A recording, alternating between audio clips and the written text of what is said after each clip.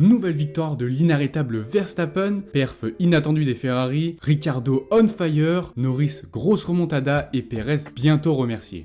Beaucoup de sujets à traiter dont on reparle plus en détail dans un instant, mais avant ça, donne-moi ta note pour ce Grand Prix. Si tu n'es pas abonné, je t'invite à le faire pour ne pas rater les prochaines vidéos qui sortiront, ça récompense vraiment mon travail, et si tu as lâché ton like, on peut maintenant commencer le débrief. Ça y est, malgré les améliorations, As devient la nouvelle lanterne rouge du classement constructeur de F1. Deux salles, deux ambiances, avec d'un côté un Hülkenberg qui réalise encore un beau week-end avec une qualif plutôt ok et une belle course dans les points pendant la majorité du temps. Il ne parvient malheureusement pas à concrétiser en perdant plusieurs places dans les tout derniers tours, mais son rythme face aux Alpines et aux Alfa Romeo était encourageant. De l'autre côté, on retrouve un Magnussen encore dominé par son coéquipier dans l'ensemble et qui en plus subit un violent accident à cause de sa suspension qui casse sur un vibreur en course. As ne sont pas les seuls à rétrograder au classement puisque Alfa Romeo subit la même perte. Week-end à oublier malgré un bon rythme dans l'ensemble, la stratégie a été gâchée par le drapeau rouge qui est venu ruiner leur chance 2 points alors que les deux pilotes partaient tout de même dans le top 10 au départ grâce à une très bonne qualif. Les voilà les héros du week-end qui gagnent 2 places au constructeur grâce à un rythme à peine imaginable vu où ils étaient il y a de cela encore quelques mois. Ricciardo ouvre son compteur et affole le clan Red Bull puisqu'il parvient à chaque session en qualif à finir devant Perez. En course il gère et il réussit presque à doubler Russell pour la 6ème place mais il lui manquait encore 1 ou 2 tours. Tsunoda lui part du fond de la grille à cause d'une pénalité pour changement de composant mais parvient aisément à remonter en affichant un rythme incroyable. Malheureusement tout ça va se décanter lorsqu'il va croiser la route de Piastri qui jouait la P8. Il commet une grosse erreur au freinage en voulant doubler et ça lui coûte 2 gros points. Finalement il termine 12ème. Encore 2 bons points marqués par Albon. Une nouvelle fois, le Thaïlandais maximise la performance de sa monoplace même après une qualif et une course compliquée alors que pourtant la Williams se montrait de très belles choses en essai libre. Sargent lui doit composer avec un problème de pompe à essence pendant toute la course et pourtant j'ai trouvé qu'il n'a pas été ridicule. Il rate encore une fois sa qualif mais au moins c'est un week-end propre sans bavure ce qui continue de construire sa confiance. Jolie remontée pour Ocon et petite déception pour Gasly.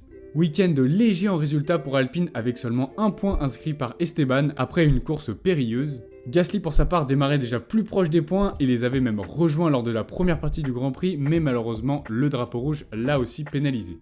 Alors que le Grand Prix du quota sonnait comme une potentielle résurrection pour Aston, celui du Mexique est venu éteindre la flamme.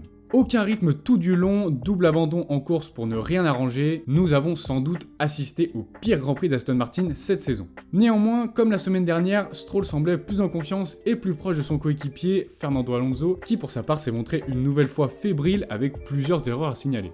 Énorme perf de Norris qui contraste avec la petite forme de Piastri à Mexico. En effet, parti du fond de la grille à cause d'une qualif ratée, Lando s'est lancé dans une remontée spectaculaire qui s'est achevée à la 5ème place. Rythme tout simplement lunaire qui lui aurait permis de jouer aisément le podium sans tous ces désagréments. Pour sa première ici, Oscar a quant à lui vécu une expérience plus mitigée avec un rythme en dessous des espérances. Son accrochage avec Tsunoda n'a en plus pas arrangé les choses, mais pour le coup, il n'était pas le fautif dans l'histoire. L'Australien termine 8ème. Week-end solide pour Ferrari. Première ligne sur la grille, assez inattendue, il faut le dire, mais tout est bon à prendre. Malheureusement, le doublé s'est vite éloigné puisque Sainz doit lever le pied au premier virage pour éviter l'accident dans lequel Leclerc est impliqué justement. Pour moi, c'est davantage la faute de Perez qui sert trop et qui condamne Leclerc pris un sandwich entre les deux Red Bull. La situation ressemble à peu de choses près à celle de Russell et Hamilton au Qatar qui s'est logiquement soldée par une issue similaire. Ensuite, les Ferrari ont tenté une stratégie différente qui aurait dû les avantager en fin de course, de quoi faire probablement un double podium en finissant peut-être non loin derrière Max, mais malheureusement, pour eux aussi le drapeau rouge a été une catastrophe. 3 et 4, ils ont bien maximisé. Encore du grand Hamilton à Mexico.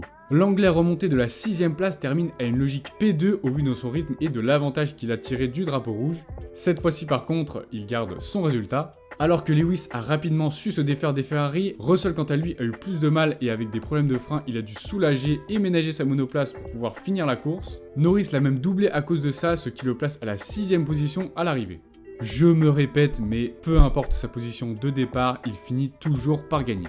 16ème victoire de la saison pour Verstappen qui passe en tête dès le premier tour alors qu'il ne partait entre guillemets que 3ème. Course une nouvelle fois bien maîtrisée de sa part, même s'il s'est fait surprendre par Hamilton dans le dernier tour en se faisant voler le meilleur temps en course. Par contre, le sujet chaud du week-end, il est là. Perez bientôt viré ? Alors tout d'abord, je souhaite désamorcer en disant que non, en tout cas pas avant la fin de saison, puisque Red Bull tient vraiment à réaliser le doublé au championnat et en le virant, ils peuvent mettre une croix définitive là-dessus. Par contre, oui, je pense que son sort est maintenant scellé pour la saison prochaine au vu déjà de la performance moyenne qu'il réalisait même à domicile avant même le début de la course. Mais en plus, il vient finaliser son cas en commettant une erreur lourde de conséquences qui traduit son état d'esprit complètement brisé. La bonne perf de Ricciardo n'est également pas en sa faveur pour défendre sa position, mais vous dites-moi ce que vous en pensez de cette situation assez compliquée. Bon, dites-moi en commentaire comment vous avez trouvé ce Grand Prix. Perso, même s'il y a eu un peu d'action au premier virage et au milieu de course, je trouve justement que le drapeau rouge a tué le peu de suspense qui était présent grâce au décalage stratégique de certains. Sur ce, nous on se retrouve pour le débrief du Brésil la semaine prochaine. Allez, peace!